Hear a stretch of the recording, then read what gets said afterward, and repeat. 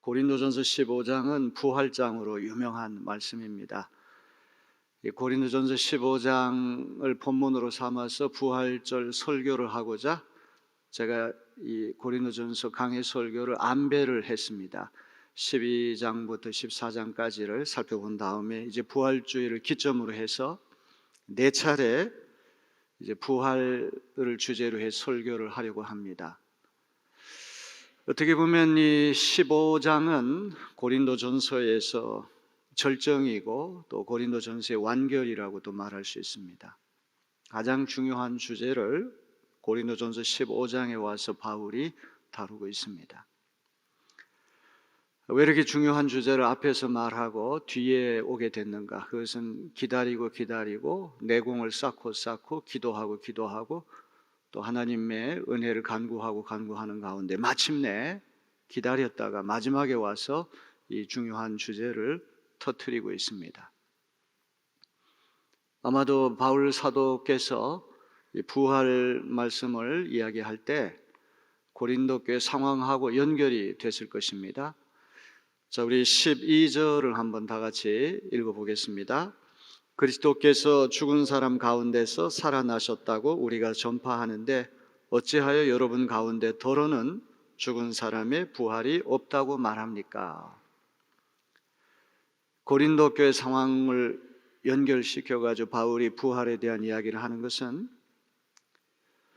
그리스도께서 죽은 사람 가운데서 다시 사셨다고 전파하는데 그 복음을 받아들인 고린도 교인들 가운데 일부가 죽은 사람의 부활이 없다, 부활을 못 믿겠다 이렇게 주장하는 사람이 있다는 것이죠. 이제 이런 이야기를 인편으로 이제 소식을 통해서 전해 듣고 바울이 몸의 부활을 논증하기 위해서 기록한 말씀이 고린도전서 15장이에요. 중요한 것은 몸의 부활이라고 하는 게 중요합니다.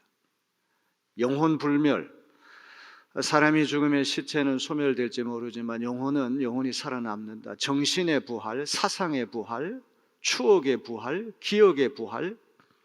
많은 진보적이고 자유주의 신학자들은 죽은 사람의 부활, 몸의 부활은 불가능하기 때문에 그의 행적에 대한 기억, 그의 사상, 그의 추억 이런 것들은 불멸한다. 이렇게 해석을 하는 이들이 많습니다. 그런데 사도 바울은 고린도전서 15장에서 몸의 부활을 말한다고 하는 것을 기억해야 됩니다. 자, 오늘 1절로부터 11절 말씀 읽었는데 이 말씀은 곧바로 부활 문제를 거론하지 않고 부활신앙, 부활신학의 기초가 되는 대전제를 먼저 말씀하고 있습니다. 그렇기 때문에 가장 중요한 부분이기도 합니다. 실질적으로 부활에 대한 논증보다도 부활신앙, 부활신학의 토대가 되는 이 대전제가 되는 1절로부터 11절이야말로 얼마나 중요한지 모릅니다. 오늘 부활주의를 맞아서 우리 신앙의 토대가 무엇인지, 우리 신앙의 기초가 무엇인지 오늘 함께 생각해보는 시간이 되었으면 합니다. 우리 1절로부터 3절까지를 다 같이 한번 읽어봅니다.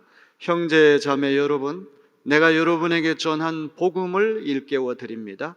여러분은 그 복음을 전해 받았으며 또한 그 안에 서 있습니다. 내가 여러분에게 복음으로 전해드린 말씀을 헛되이 믿지 않고 그것을 굳게 잡고 있으면 그 복음을 통하여 여러분도 구원을 얻을 것입니다.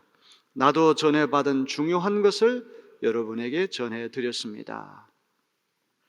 여기 1절로부터 3절에서 중요한 말이 복음이라고 하는 말이에요. 유앙겔리온이라는 말, 유앙겔리온. 유라고 하는 말은 좋다는 말이고 앙겔리온이라고 하는 말은 뉴스, 소식이에요. 좋은 소식, 기쁜 소식, 굿뉴스, 복된 소식.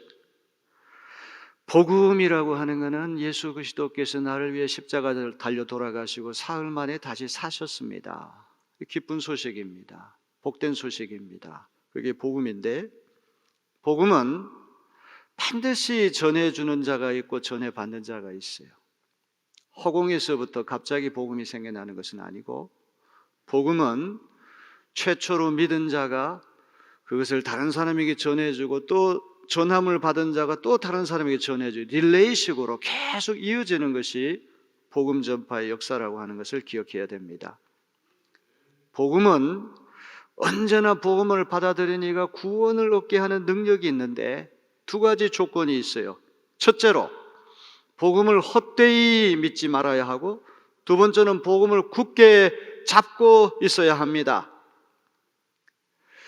예수 그리스도의 복음을 굳게 잡고 있고 헛되이 믿지 않는다고 하는 것은 고린도전서 15장의 주제로 볼 때 부활신앙을 확고히 붙들고 부활에 대한 믿음을 저버리고 부활 따위는 없다, 이것이 헛되이 믿는 것이 아니고 무엇이겠습니까?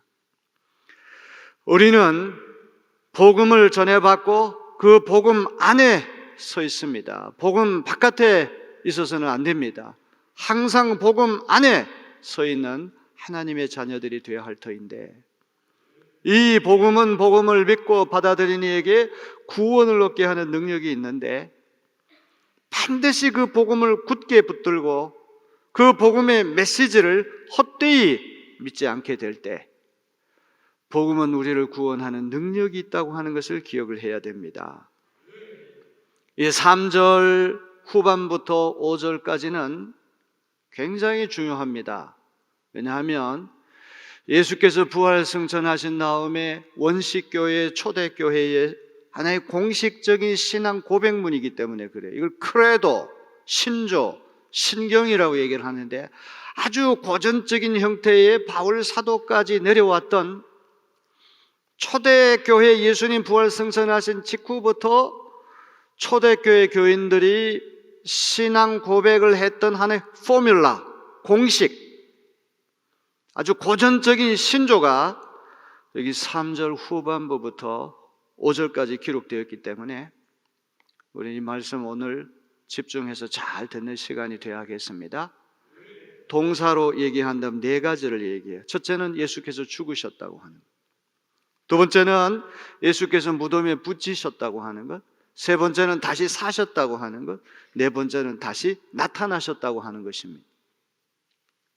죽으셨고 묻히셨고 다시 사셨고 부활하신 주님이 나타나셨다, 현현하셨다, 이것이 원시교회부터 사도 바울까지 계속 내려오던 중요한 신앙 고백문이라고 하는 것을 기억해야 됩니다. 그리스도께서 성서에 기록된 대로 우리의 죄 때문에 죽으셨습니다. 무덤에서 묻히셨습니다. 성경대로 사흘날에 살아나셨습니다. 게바에게 나타나시고 12제자에게 나타나셨어요. 죽으셨고 묻히셨고 다시 사셨고 나타나셨다고 하는 것, 이 네 가지 동사가 얼마나 중요한지 몰라요. 여러분, 오늘 이 말씀 면밀히 검토해 보면 예수께서 죽으셨다는 말씀과 예수께서 부활하셨다고 하는 말씀할 때는 뒤에다가 성경에 따라, 성경에 기록된 대로 이렇게 이야기를 합니다.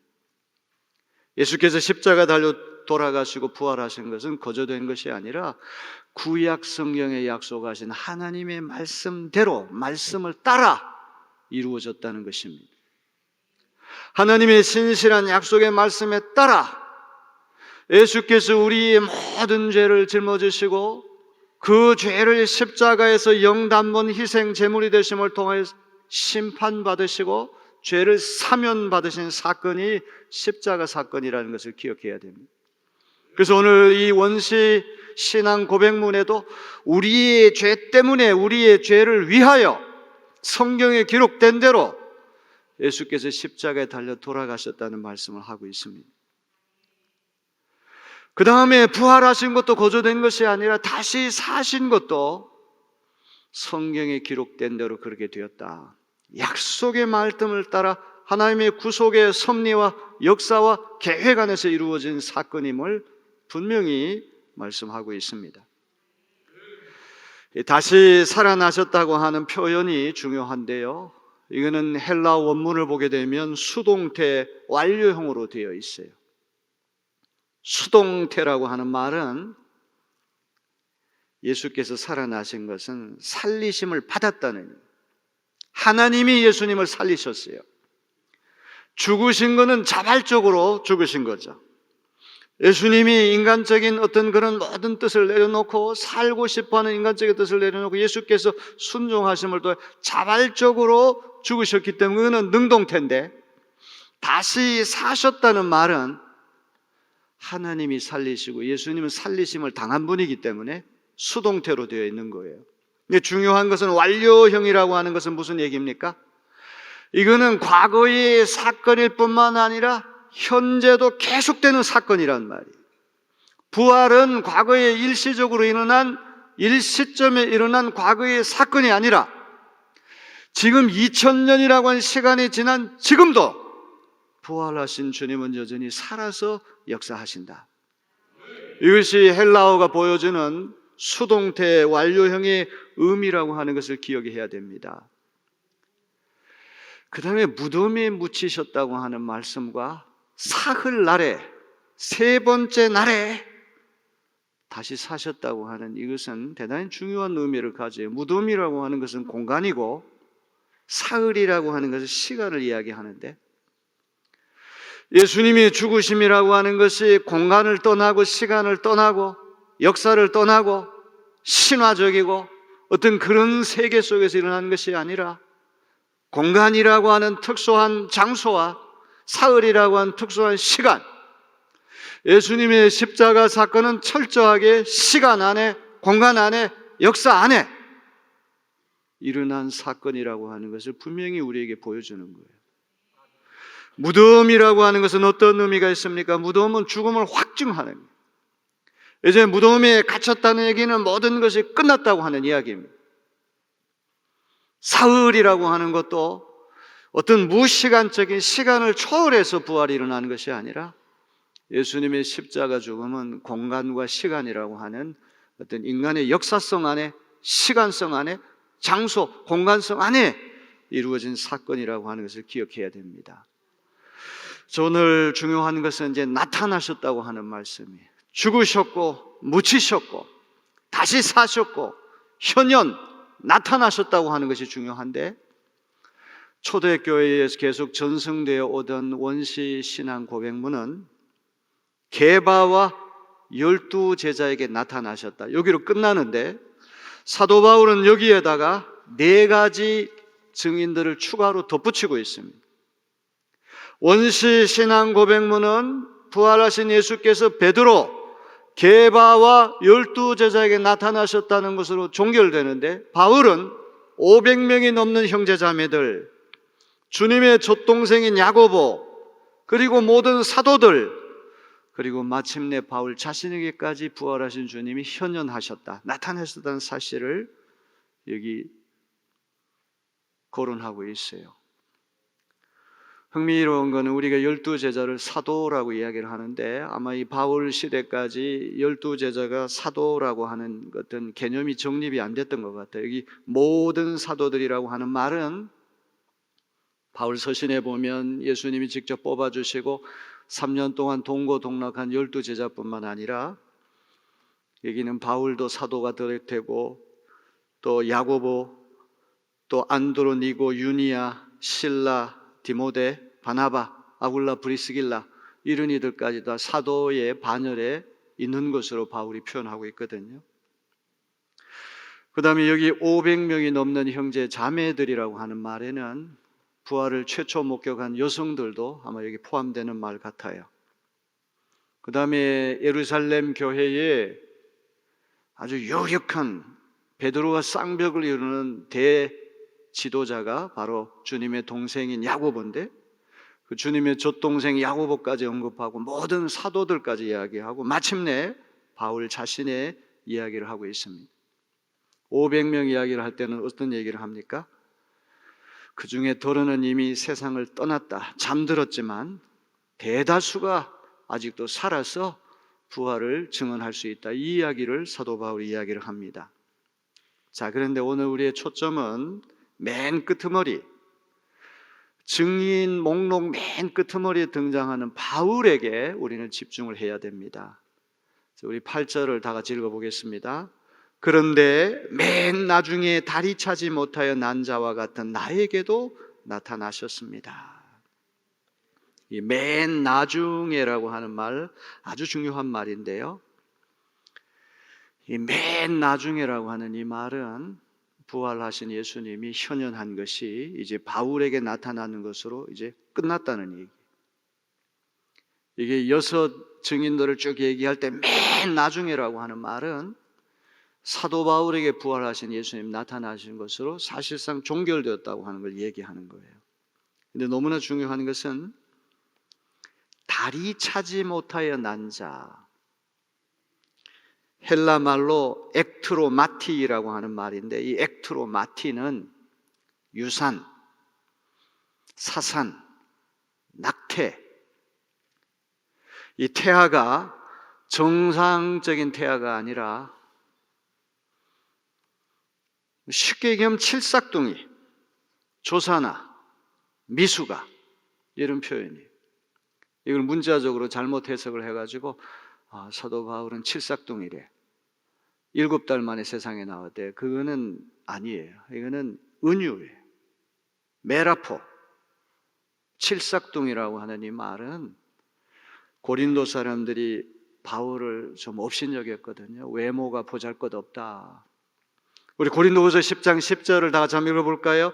바울의 편지는 무게가 있고 힘이 있지만 직접 대할 때에는 그는 약하고 말주변도 변변치 못하다 하고 말하는 사람들이 있습니다.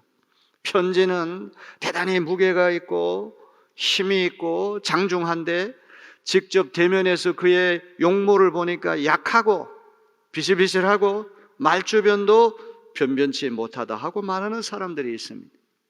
우리도 신원 서판이라는 말을 하잖아요. 신체 키도 보고 말하는 것도 보고 글씨 쓰는 것도 보고 판단력도 보고. 사람을 이렇게 외적으로 판단할 때 사도 바울은 상당히 모자라는 사람이었던 것 같습니다.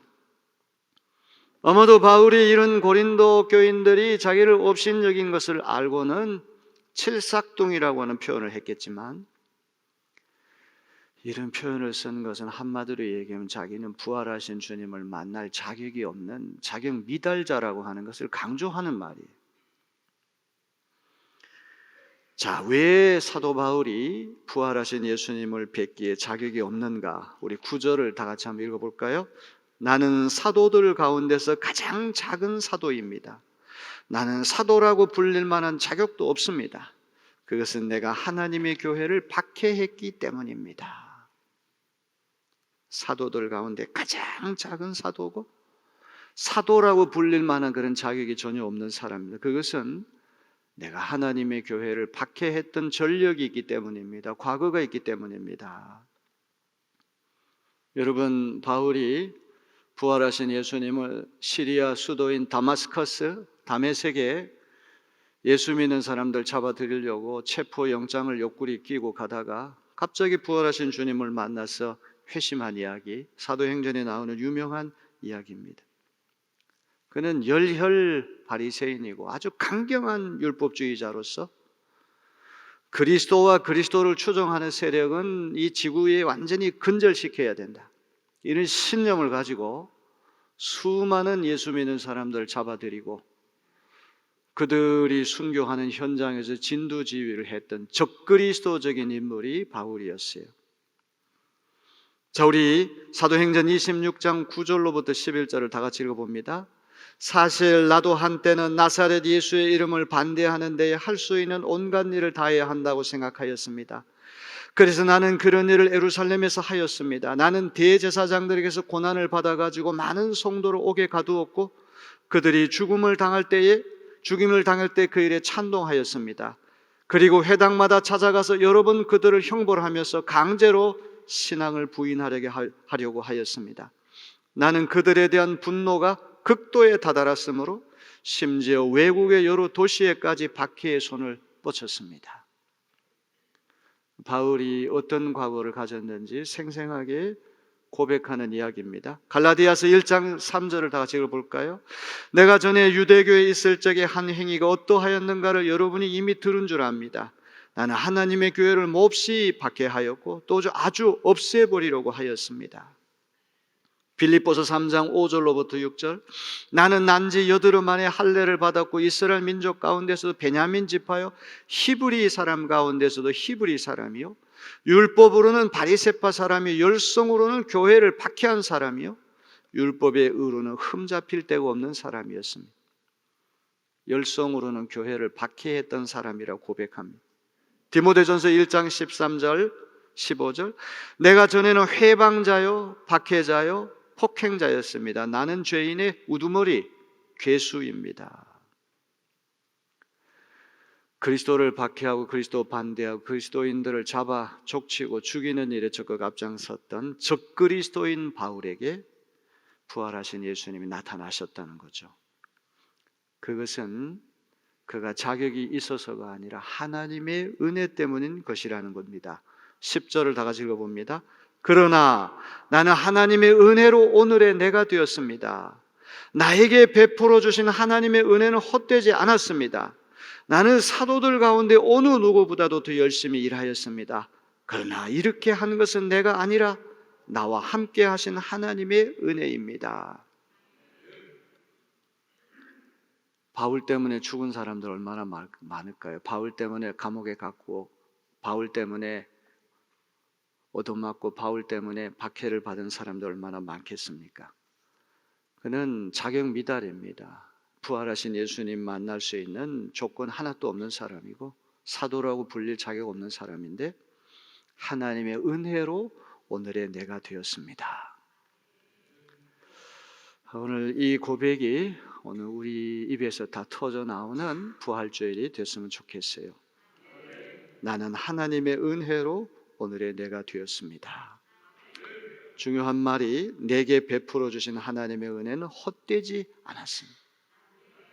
은혜를 받아들이고 그냥 은혜 받았다고 하고는 그 다 쓸데없이 소멸시키는 것이 아니라 그 은혜가 헛되지 않게 하려고 나는 사도들 가운데 어느 누구보다도 더 열심히 일하였습니다.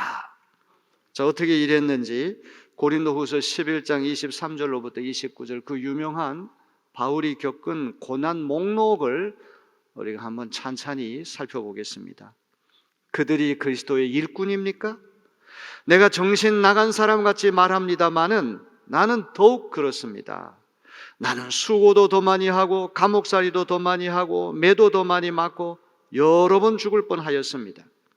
유대 사람들에게서 마흔에서 하나를 뺀 매를 맞은 것이 5번이요, 채찍으로 맞은 것이 3번이요, 돌로 맞은 것이 1번이요, 파선을 당한 것이 3번이요, 밤낮 꼬박 하루를 망망한 바다를 떠다녔습니다.